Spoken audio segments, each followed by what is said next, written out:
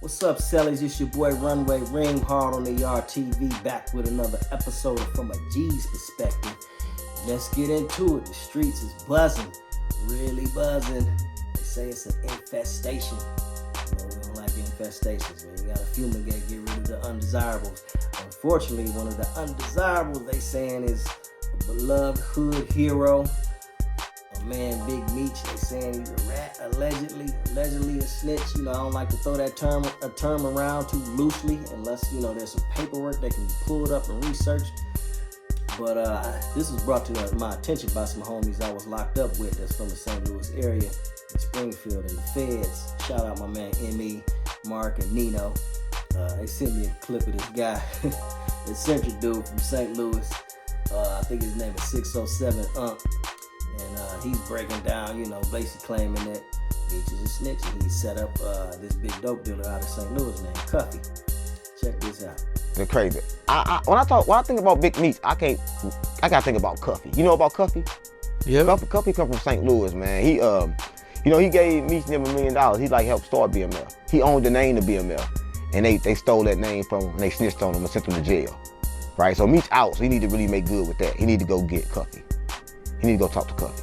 Yeah, I interviewed Cuffy, and he's accusing Meech of cooperating. He ain't accused, he got paperwork. I mean, listen, it's like if you rich and you got power, you can't be a snitch. Meech a snitch. Everybody know Meech a snitch, right? Cuffy say Meech a snitch, he a snitch. I'm from St. Louis, gang. I ain't going against my own. What Cuffy got a lie for? What he got a lie for? Meech a snitch. But St. Louis know he a snitch, right? Y'all run around praising this nigga. We don't do that. Not in St. Louis, we know he a snitch. We believe Cuffy. St. Louis believe Cuffy. We stand behind our own, gang. Crazy how he set him up for a whole bunch of bricks and shit. Called him from jail. Remember, called just we got 200 bricks for you, and then you get there and the police there? And then Tammy Owens? Come on, gang. Come on, gang. Whole time, come on, gang. Yeah, it's true. Yeah. Now, despite the little weirdo vibes this dude was giving me during this interview, he piqued my interest. You know, I wanted to learn a little bit more about this. I sent this clip to one of my homeboys, was my cellie in Milan, and he was actually a cellie of Big Meech at a different facility. And of course, he didn't even open it as soon as he saw what the title was. He didn't want to be, involved in it and whatnot. So I started looking up other clips, and then I came across this crazy shit. Back in the back, like I needed it, but no, it ain't funny, gang. I guarantee, like he don't know. He young. Back in the days, everybody did crack. It was the thing to do. We passed around the shit like they passed around blunts. No, nigga, we was not smoking crack back then. We was selling it. We was not smoking it. Okay, so you had to sacrifice your son to get out of prison. What's going on? But I don't really trip off of it because, like, you can have another. Right? What's one? I got 2 balls. I have 2 sons. Man, bro, that whole interview was a rabbit hole in itself. If you want to check that whole thing out, it's on Cam Capone News channel.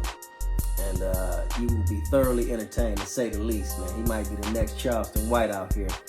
And speaking of that channel, was another video I came across. And it was actually an interview of Blue Da Vinci, one of the BMS former artists. And he actually got Cuffy on the phone to tell the whole story. So yeah, I got Cuffy right here, man, St. Louis legend. You know what I'm saying? And I know people heard me speak about Meech's paperwork situation with the last interview that we had, and a lot of people had a lot of stuff to say. They don't believe it, Blue's hating. You know what I'm saying? And when I went back and I looked at everything, I was like, you know what, bro? It's only right and only one way to really do it. You good? Only one way to really do it and just let dog speak for itself. So I wanted him to call in, and this is him calling in during the interview. Go ahead, Cuff, man. You can introduce yourself and take the flow. What's up, man? Yes, sir. Hey, a lot of people, man, is thinking that this thing is made up, or this thing is fake, or that I have an axe to grind. You feel me? Right. But I'm in here with a 27-year sentence based on Demetrius Flannery, as you all know as Big Meech, and Tammy Collins, known in the paperwork as CS1. Right. Confidential source 1. So what Big Meech did was call a third-party cooperation. So Tammy Collins signed up to be a DEA informant to give Demetrius Flannery a time cut, plain and simple. So apparently the deal Meech had on the table with them, with Tammy Collins as the federal informant, fell through. for whatever reason, and he didn't get the time cut. But hey, when you're dealing with the Fed shit, they renege on shit all the time. But of course, eventually got out last year. In the process, BMF Show by 50 Cent was created. Co-producer Tammy Cohen's. I'm not sure if she was a known and federal informant and 50 Cent did business with her. How did he not know about this whole situation? Because just recently, of course, this story really was on some street level shit, but it didn't have any mainstream legs to it.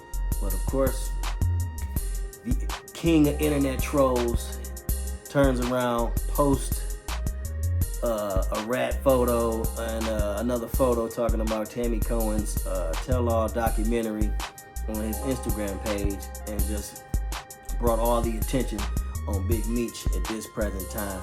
And it's getting a little crazy now because we're in I think the third season of BMF, and apparently he's hinting that this might be the final season due to all this situation. Of course, it didn't help that Big Meech came out and decided to link up with one of his rivals, Rick Ross, doing a party, and also working with him on his car show.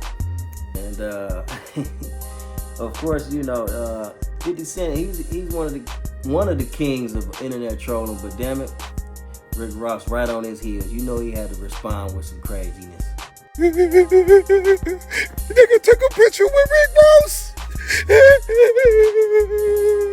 You like a hoe, nigga. Put your back against the wall and just slide down. I want y'all niggas to understand, you gotta stop making business personal. Get your money. You don't know these niggas don't know you. And for anybody going against Ricky Rose, let me have this. I've been putting my foot up you niggas' asses for the last 15 years. Everything you niggas touch crumble. Why you think Rose on top? We don't take this shit personal. We getting to the motherfucking money, nigga. Now, Big Meech, February 13th. That concert gonna be off the motherfucking hook. Putting his foot up you niggas' asses and leaving it in your motherfucking intestine, nigga. You know what's going down. Car show bigger than ever. Ricky Rose, the biggest, nigga. I told you in 06 who the biggest would be. I told y'all, these niggas in their emotions. Oh, nigga took a picture with Rose. Oh, man, these pussy niggas emotional, nigga. Wipe your ass to the front, you heard? Hey, Curtis Jackson, you more than welcome to bring that Versace Lamborghini to the car show.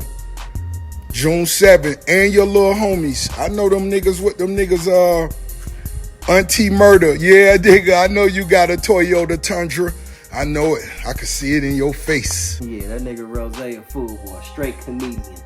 Yeah, it's some real shit going on, but it's some comedy in this too, As long as it stays on the internet, don't get into no street level shit, then we here for the entertainment. But let me know what you think in the comments. Is Big Meech done in the streets? End of the BMF show? Let me know. Hard on the Yard TV. You know what time it is. Count time. Lights out.